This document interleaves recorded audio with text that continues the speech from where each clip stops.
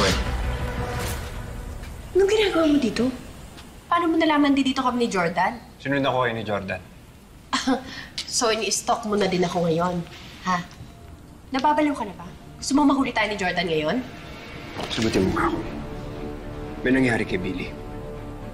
May kinalaman ka ba doon? Nasagasaan siya.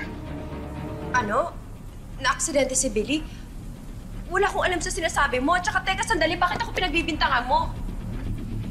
Dahil ikaw lang yung may rason para gumawa nun. Dahil takot kang malaman ni Christine na nalaman ni Billy. At ang sabi sa akin ni Kuwago na nagtalo kayo bago siya masagasaan. Kaya magsabi ka ng totoo. May kinalaman ka ba doon? Magdahan-dahan ka dyan sa mga binibintang mo sa akin, ha? Wala akong kinalaman dyan. Oo, galing ako doon sa bahay ninyo. Kinausap ko lang si Billy na itikom niya yung bibig niya. Pagtapos nun, umuwi na ako.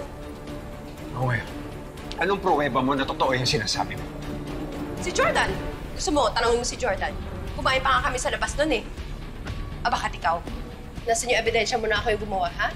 May witness ka ba? Nasaan? Siguraduhin mo na wala kang kinalaman sa nangyari kay Billy. Dahil kapag totoo may kinalaman ka doon, kakalimutan kong kapatid kita at uubusin ko yung pamilya mo. Naiintindihan mo? Naiintindihan mo?